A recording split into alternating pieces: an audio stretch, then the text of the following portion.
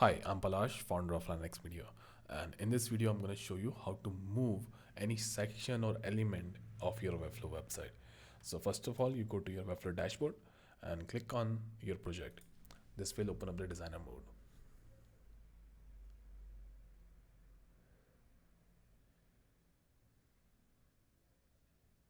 And once the designer mode is open, on the left hand side, you will find all the section here. So each website is a bit different.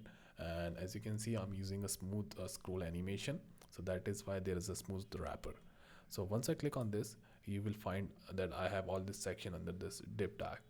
Now, as you can see, I have all this section here. Now I can easily move around. So I'm going to select this section, this logo section. So this, when you hover on it, it will indicate that this is the section.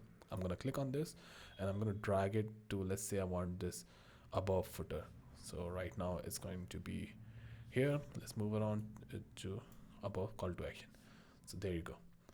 So as you can see, it's that easy to move around any section or any element on your Webflow website. I hope this helps. If you have any other question about it, please let me know, and thank you for watching.